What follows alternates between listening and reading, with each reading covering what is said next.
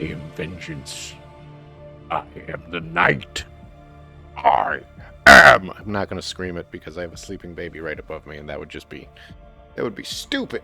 Anyways, welcome, everyone, to the Big Brain Stream. Tonight, we will be playing Batman Arkham Knight as I discuss prosecutorial ethics, defense attorney ethics, and maybe touch on some judge ethics. I wanted to start with a Batman quote, and I chose one of the greatest Batman movies ever made, Christopher Nolan's The Dark Knight. But I have to do it in the Bale voice as opposed to Kevin Conroy's voice. What we will be hearing for the remainder of the stream. I'm not going to be wearing a mask for the remainder of the stream. This is ridiculous. The tiny hero, but you live long enough to see yourself become the villain. I can do those things. I'm not a hero. I kill those people. That's what I can be. I can be whatever Gotham needs me to be. It's because Christian Bale talked like he had a mouthful of marbles that entire fucking movie. All right, let's get this thing off. Oh, Jesus. And we're back. Wow. So. All right. Start over. Redo. Welcome, everyone, to the Big Brain Stream. Oh, boy. When it comes to Batman, why did I choose? Honestly, it's because he's a really bad example of what to do when it comes to prosecutorial and defense. Because generally speaking, right, when it comes to most of the topics that we will be discussing today or tonight or whenever you're watching this, because it will be up on YouTube at a later date, Batman, he's a great superhero. Very poor role model, especially when it comes to ethics. He abides by he has his own rules, essentially, right? But the thing is that when it comes to Batman, and the ethics that we're going to be talking about, I'm going to be using him as a foil, all right? So the stuff that you should do and stuff that prosecutors and defense attorneys and judges should do, set against what Batman does, because what Batman does, and using him as sort of an example of like where the ethical decisions of prosecutors and defense attorneys and judges can come in.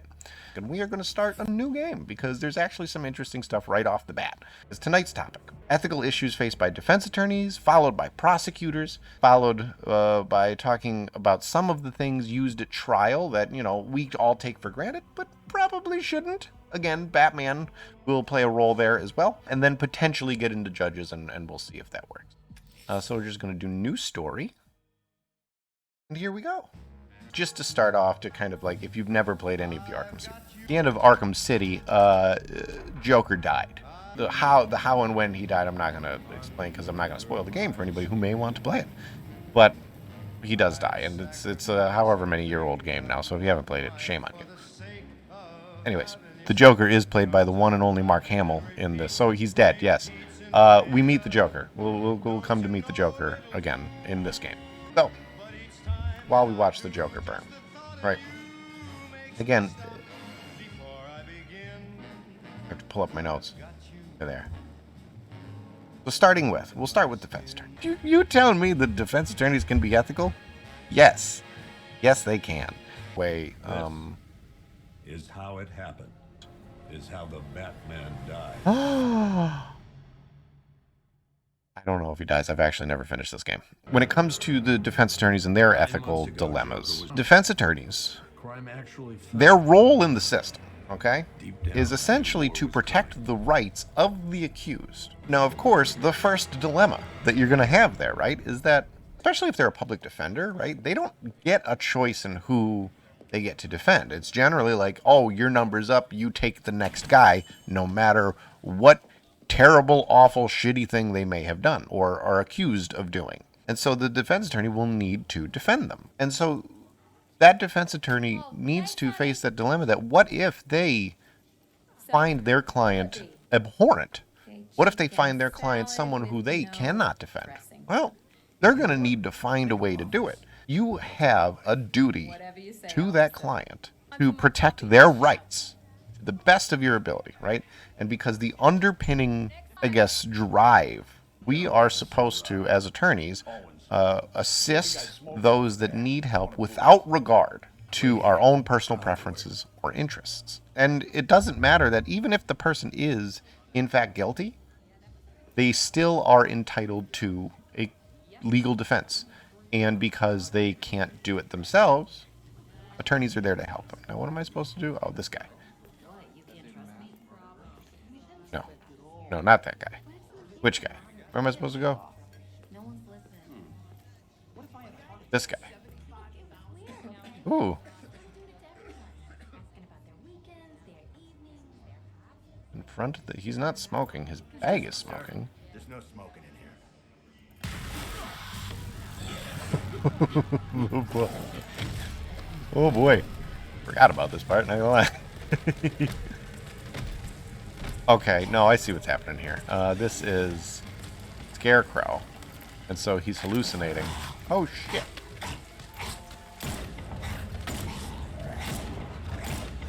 Ooh, fuck. Oh, so, alright. Here's the dilemma.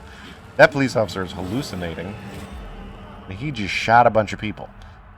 Because those people, as you can see now, are just people. Ooh, this got dark real fast. Alright, here we are. We're into the game now. So again, just getting back to the ethical duties of... Like, even these guys, right?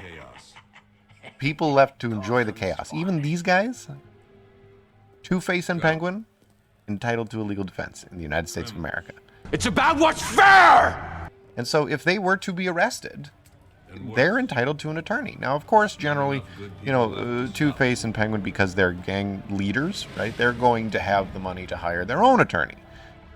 But, you know, all these people on the street, you think they all have the money to hire an attorney? You think Two-Face and Penguin pay that good? I can tell you, they don't, all right? They're penny-pinching son of a bitches. They're all about the profit. And so they're going to need public defenders. And those public defenders, it's their job to kind of set aside their own personal ideas about, you know, who that person is and what they've done, and just simply provide them the legal defense that they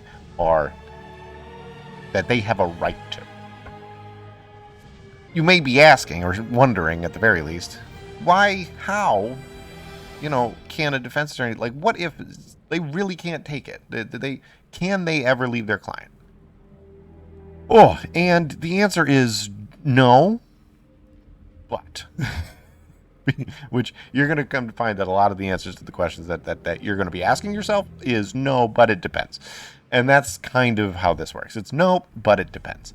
There are exceptions. And look at Batman. Oh, this game is gorgeous. All right, so I have to glide. And where am I going? I'm assuming we're just gonna glide that way. No, we're gonna go towards the green. I'm just glad you made it out okay. Jim Gordon, everybody. Go. Stay safe. These defense attorneys, right? Attorneys can leave their clients. They can essentially fire their clients, or they can get fired too. But there's extremely limited rules about it. For instance, generally speaking, an attorney can leave their client, right? Can stop representing their client if the legal action is for harassment purposes, right? Now, this is generally in a civil matter, right? Where somebody will be suing, they're called slap suits, right? A suit that doesn't really have any merit to it. It's just to kind of stop behavior or punish somebody or what have you. A lawyer can drop a client because they're being asked to do that. A lawyer can also drop a client if continued representation of that client would violate any other ethical rule that is imposed upon the attorney. They can also leave their client if their client fires them, and then also if their physical condition renders them incapable of adequate representation. That's basically if, someone... I need the location of Unit 247. Jesus, the mouse.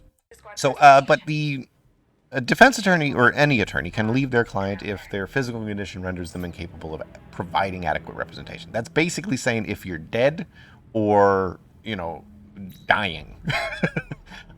It can be like if there is major sickness, or if maybe you've been in an accident, or also it's mental incapacity, like if the stress has gotten to you, and that actually happens more often than you think. But those are basically the reasons. Now, there's a caveat there, though. Generally speaking, you also need to get permission from the judge in order to drop representation. So you have to first meet one of these reasons that we talked about, and then you need to go to the judge and say, hey, I have one of these reasons, can I leave? And if that judge says no, you're stuck. You got to keep representing that client. That's kind of the first ethical dilemma, right? It's because, well, what if you truly believe that you can't represent your client, but the judge says no, you have to? Do you just keep representing them? Do you go on and, I don't know, maybe violate the judge's orders, but then you're violating candor to the court duty, right? That's kind of the first dilemma, and we're gonna fight some of these people. Ladies and gentlemen, let's get ready to rumble! Hey. Oh. Hey. Oh. Get over here. Gonna kick your ass. Batman. Coming at you. Kick. Kick. Boom. Boom. Boom. Boom. Boom. Boom. Kicked him in the butt. Those people, though, that Batman just beat the shit out of, are in... Surprise, motherfucker! Man, is so cool. Those people that Batman just beat the shit out of do deserve legal defense, and a defense attorney needs to represent them, but can deny representation only under very limited circumstances. That's, even the odds. That's the rule. As in, what do you guys think? I'll tell you right after I kill these guys with Batman. Yes, I can do that, actually. Oh my god. While we take off and chase these guys, we're going to talk about specialty courts. Woo, that's a slick view. Oh, that's cinematography. So, specialty courts, right? There's this idea, and this is where we're going to get into our next dilemma. When it comes to the way the courts are set up, right? You have, I don't know what I need to do. Noise. When it comes to specialty courts, right, and the way the court system is set up, is at the trial level. First, I'm going to, again, beat the crap out of this guy. Okay, secure area. Get away from me! Oh, this guy.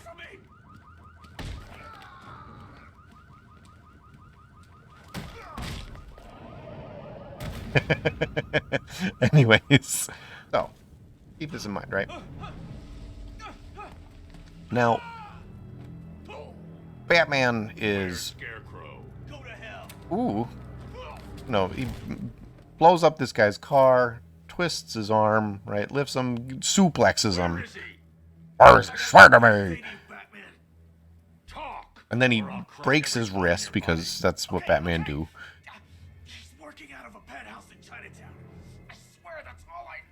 And then gets the guy to confess, right? Remember this moment when we talk about the prosecutor. Because now the defense attorney, his job is to defend this guy. But say this guy, like, now he has drugs on him. Well, that may enable him to go to apply to drug court, which is a specialty court at the trial level, in order to get treatment to avoid a harsh penalty. The problem with that is that in order to apply to drug court, you need to admit to wrongdoing. Well, again, as a defense attorney, it is your job to defend their rights and to ensure that the prosecutor is held to their burden of proof. Well, if you are then going to go up to your client and advise them to admit to wrongdoing so that they can get a lighter sentence, much like is done in the plea bargaining process, is that really upholding your duty to the client? I don't know. I mean, it happens every day. And so it ends up being one of these, oh, I'm going to crash through this police car. It ends up being one of these things that most lawyers do, but it is a decision that everybody kind of needs to make for themselves. And so, much like the decision that is faced with me right now as Batman, which one of these scary-looking dudes do I take down first? I'm going to say the guy at the video camera. Feel like the move here is, and there's two guys. That guy has a gun. We're going to go with this guy. Let's get ready to rumble! Boom. Yeah, that's it.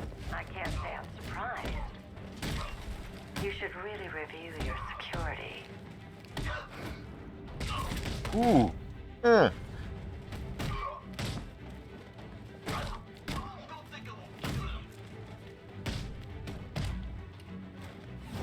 Ooh, it broke that guy's arm. Faster reflexes.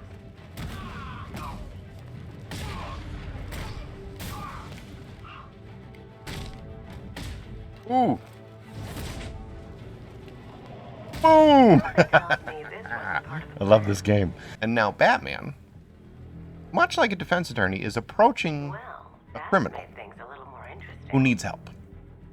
And so in his own ethical decision, much like a defense attorney, will need to decide, does he uphold her rights? Because Poison Ivy is entitled to a trial for all of the wrongdoing that she's done. But this guy's holding a gun to her head. Now some would argue, it's kind of like that old question, why doesn't Batman just kill the Joker? Again, it goes against his moral code. I feel like Poison Ivy's going to get one up on this guy. But only one of us is getting out of this cell. Poison Ivy. Defense attorneys, again, are tasked with providing a zealous And what if I defense don't want to? to their clients. Then I burn every However, plant in and this Gotham. applies to all attorneys, there are times in which defense or representation of one client may conflict with representation of another. And so with defense attorneys specifically, this comes when you have to represent two defendants whose best defenses are to blame each other.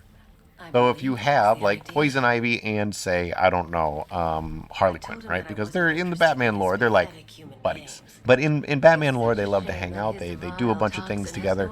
And so when it comes to representing them both, a defense attorney may have to say, especially if they commit a crime together, oh boy, come on, Batman, you're better than that. When it comes to, you know, representing Poison Ivy, she may need to blame the crime on Harley Quinn, and representing Harley Quinn, she may need to blame the crime on Poison Ivy. Yeah, Batman. You're coming with me. That would be considered a conflict of interest, and they were roommates. They were roommates, right? All right. So I have to. These are like paramilitary forces. Yes.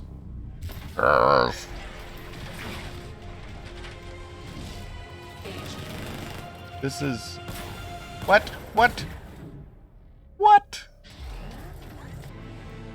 So that conflict of interest, though, that I was speaking about, you cannot represent two clients whose interests are juxtaposed to each other.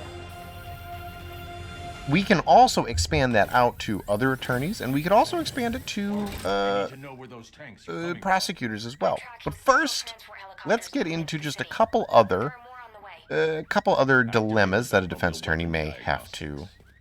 It's time to go to war. butt up against. And one of my favorite to talk about is the duty of confidentiality.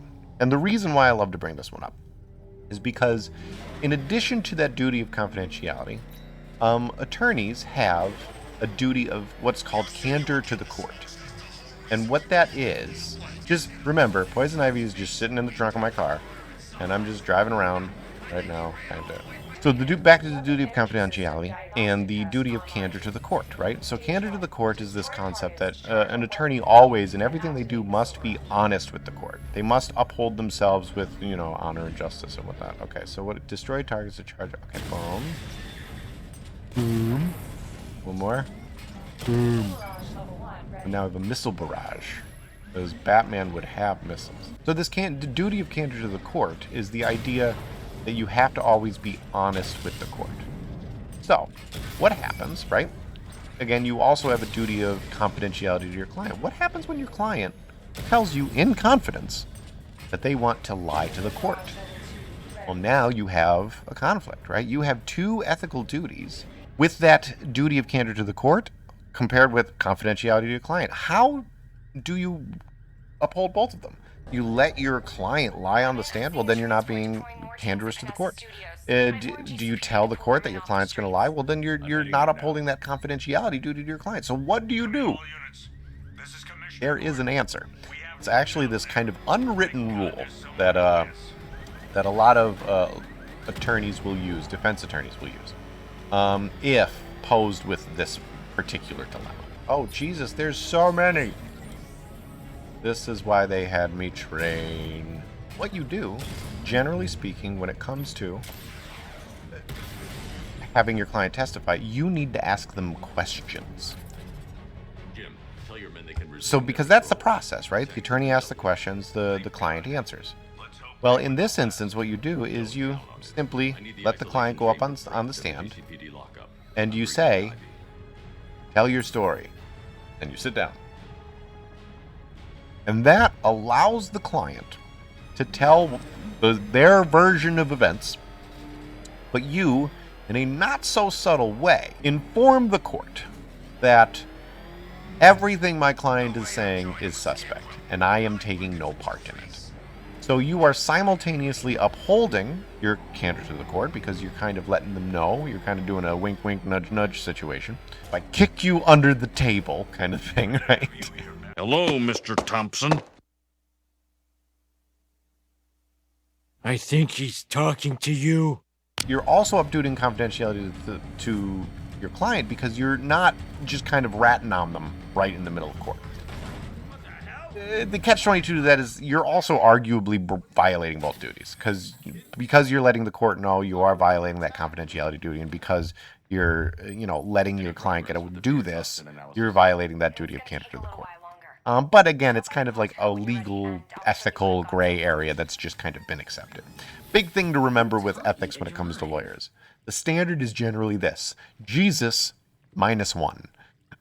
So you ask yourself, what would Jesus do? And then subtract 1 from that answer, and that's what lawyers are allowed to do. Because generally speaking, when it comes to legal ethics, we do have a rule book, right? It's the Model Rules of Professional Responsibility, or they're named a bunch of things depending upon the state that you're in. When it comes to these ethical rules, though, it's not a lawyer has to, or a lawyer should. It's a lawyer could, right? A lawyer could drop their client when.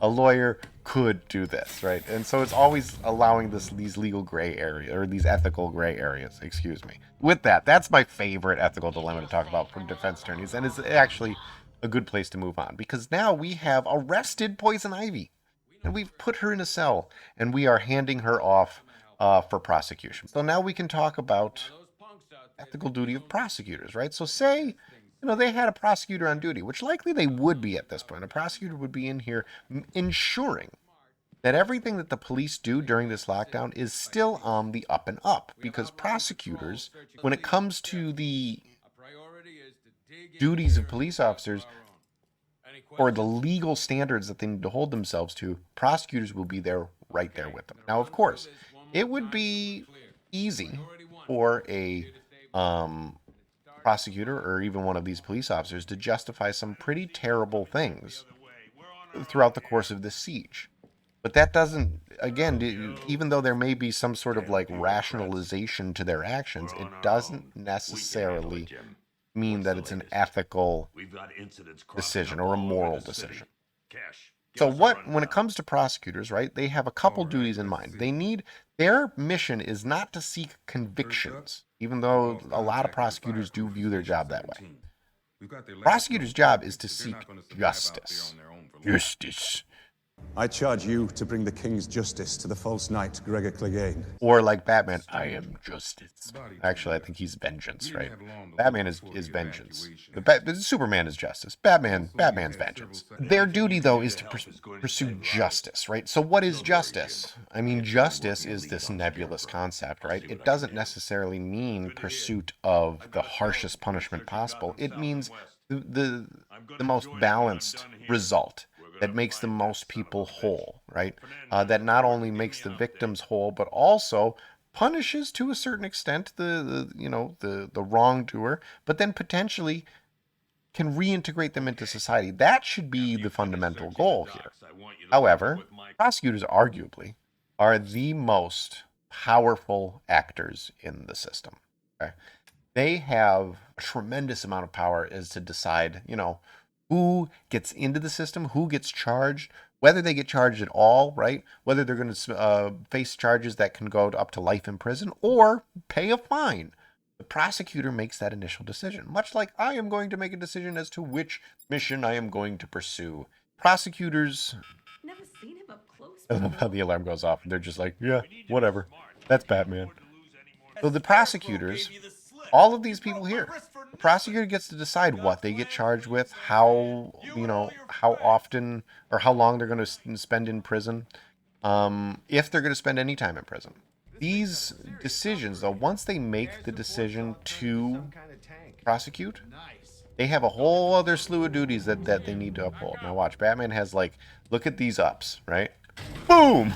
The prosecutors have a couple duties to the defendant, all right, that they charge after they've decided to charge, that they still need to uphold. And one of those is what is called the Brady Rule. And the Brady Rule is basically this: if a prosecutor comes into possession of evidence that would tend to show that the defendant is innocent, they need to hand over that evidence to the defense. But again, you may be asking, well, it's the prosecutor, it's their job to convict. No, again, remember, their job is to pursue justice. And if justice is that, that innocent man that has been charged is to get out of jail, then that's pursuing justice.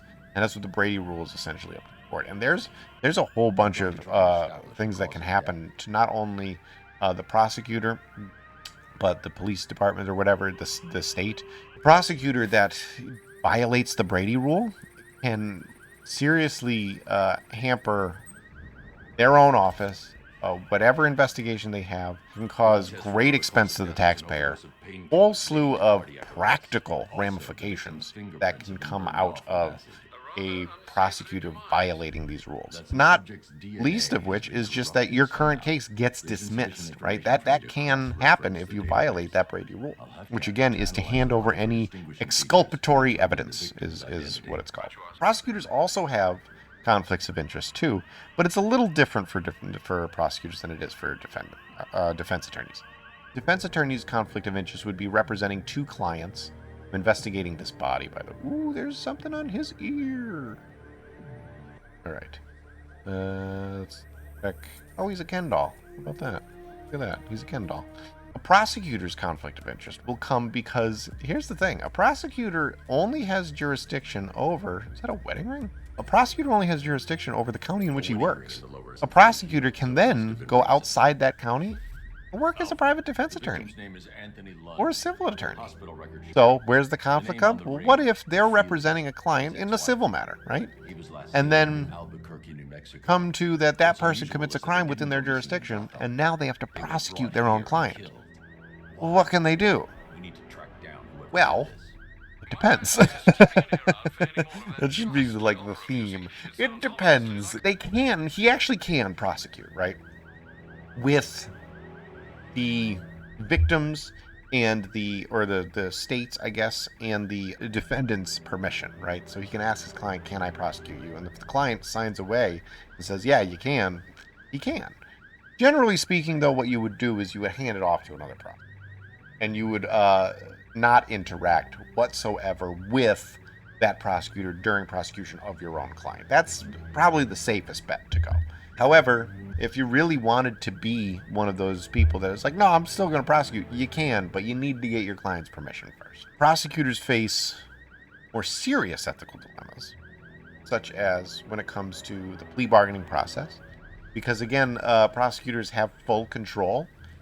They can just offer essentially whatever they want up to a certain point in the case in order to try to get a guilty plea, right? Because that guilty plea goes on the record as essentially like a win. How do I... That's what I wanted to do. We're going to go save a fireman. So the... Oh, jeez, I hit the wrong button. Oh, God. Oh, Batman's an awful driver. Prosecutors decide what to offer in a plea bargain. And so in that process, a prosecutor can decide what to offer. There we go. Get ready to rumble! Boom. Save. Oh, fuck. That man doesn't get tackled.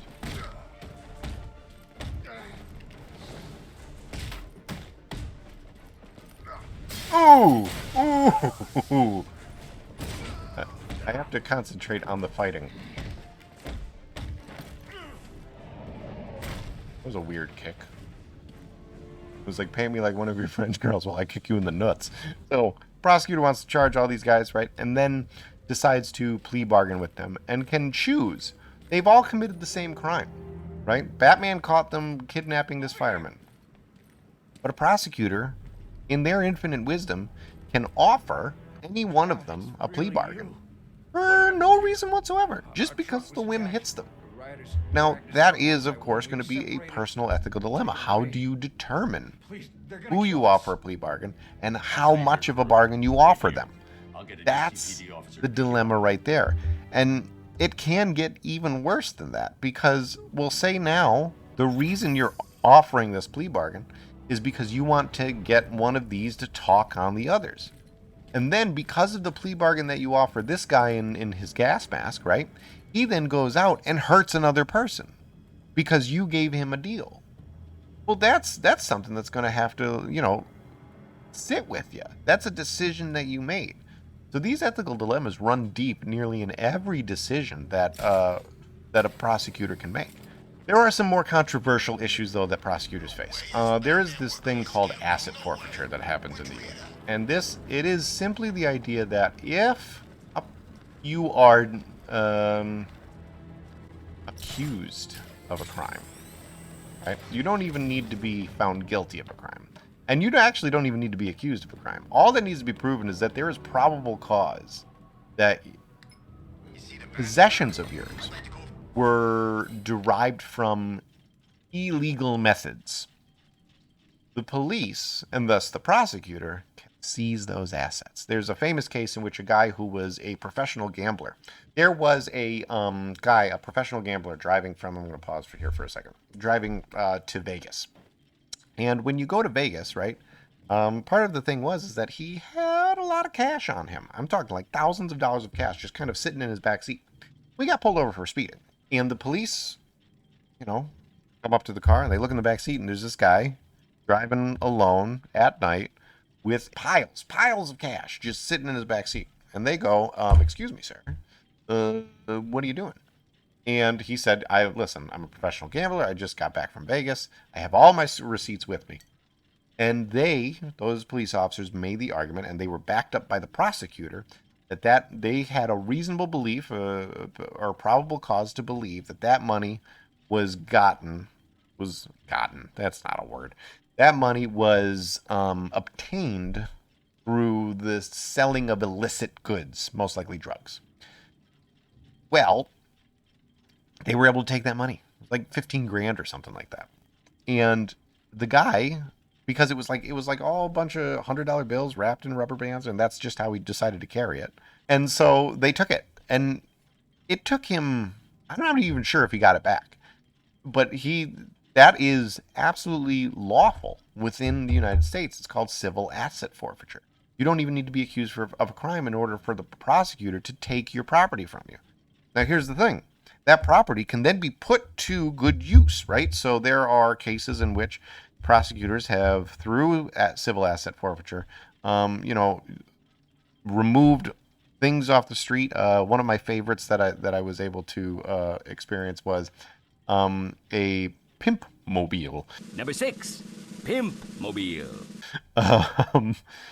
It was a purple lowrider that had the leopard print, the stereotypical pimp mobile. They made the argument that it was drugs that bought the car, and they used it as their undercover cop car in order to, again, set up stings and catch more drug dealers. That was a good use of that, and there was a lot of evidence against the person, and they were, in fact, charged and then convicted of dealing of drugs. But then there was the case that I talked about with the guy in Vegas. with just wads of cash, and he wasn't doing anything wrong. He was doing legal gambling. When it comes to civil asset forfeiture, it's a fairly controversial issue. I believe there's a state just recently voted to outlaw it, to get rid of the civil asset forfeiture. And then, as part of their zealous prosecution, right, they may have to deal with the handling of evidence. A police officer may need to rely upon expert and forensic evidence in order to achieve the zealous prosecution. Look at what we're looking at now, right? Do I come in the Batcave, Act start things. messing with all your stuff? You've managed to reduce the compound to its core elements. So But there's with nothing this, in there that right? we can trace. Say that, okay, say Batman is a legitimate forensic scientist, right? First of all, let's put to the side, all of the evidence that Batman has collected thus far would never be admissible in court. So the fact that, like, he then, or the argument that Batman beats these people up and then leaves them for criminal prosecution is ridiculous, because none of this would be admissible. That's the first thing. The second thing is there are a lot of forensic and scientific evidence that you probably think is like, yeah, the end all be all to, like, if that's found at a jail or at a crime scene, that person did it. It's not the case. Not at all. There are plenty of types of evidence. For instance, just to name a few, hair analysis, yeah, not all that great. Can't even derive DNA from hair unless the follicle is attached. Speaking of DNA analysis, also not 100% accurate. There has been at least one documented case of a person being able to say that the DNA was not mine. Even though it matches mine, it wasn't mine. Because the way DNA works, it's not a one-to-one match like forensic shows make it work. It's a percentage chance. And it's usually like there's a 1 trillionth percentile chance that this is somebody else's DNA. So you're telling me there's a chance? It happens. It has happened. There's at least one documented case. Ballistic testing. Speaking of Batman, there's this scene in The Dark Knight.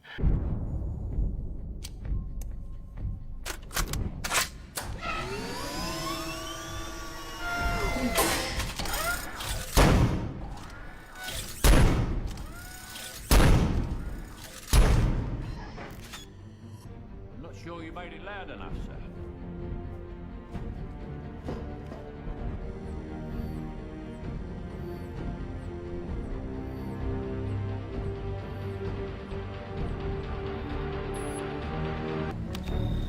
This is your original scan. Here it is re-engineered.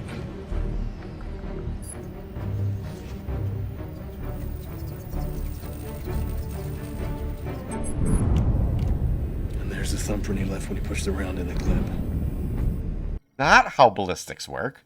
Never going to work that way.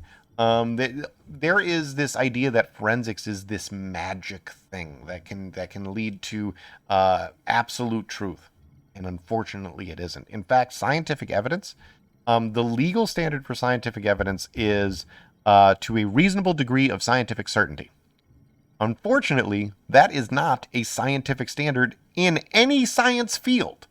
Right? If a scientist writing a peer-reviewed study wrote in their study that I have a reasonable belief to a reasonable degree of scientific certainty that X is true, he would be laughed out of his field.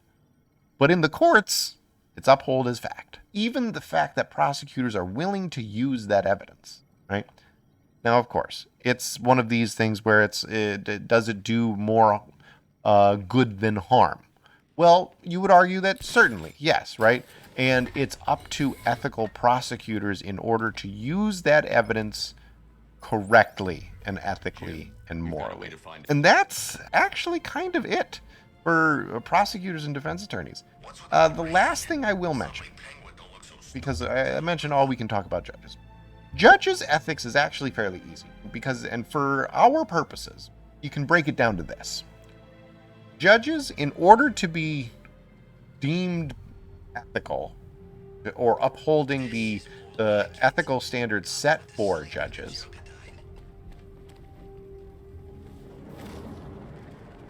they need to do one thing and one thing alone. Remain unbiased. And that's it.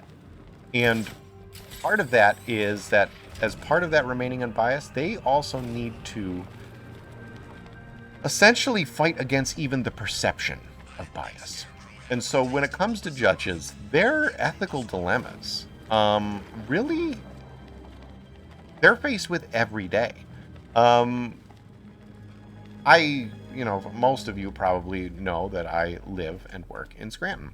And if you live and work in Scranton, when it comes to, the way judges carry themselves in Scranton, I mean, they go out for lunch. And what you'll notice, if you're ever downtown Scranton at lunchtime, not in the pandemic, you'll notice that judges will only sit with each other. And other attorneys will go up and say hi to them and stuff. And every once in a while, they will try to buy the judge lunch. And the judge will absolutely refuse. And it's kind of like the discussion some of you and I had when it came to police officers. And if you missed out on the discussion, go to my YouTube page, FPSkra, and watch our discussion on, police discretion and corruption while playing Red Dead. Judges, they cannot be perceived as being biased or favoring one attorney over another. Because at some point, that attorney is going to be in front of them. And even though it sounds ridiculous, there may be the idea that a judge goes, you bought me lunch once, maybe I'll rule in favor on their motion. Judges, generally speaking, you need to only remain unbiased. And as long as you're doing that, you're doing your job right.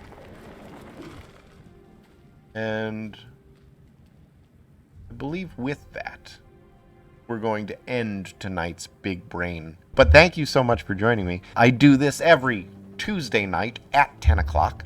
I post these edited down versions with some added funny little jokes on my YouTube page on FPSkra. But other than that, folks, thank you so much for being here. I really enjoy doing this. I'm going to take a bit of a break, but I will be back in just a couple minutes. I would love to hang out with you and just kind of shoot the shit with you.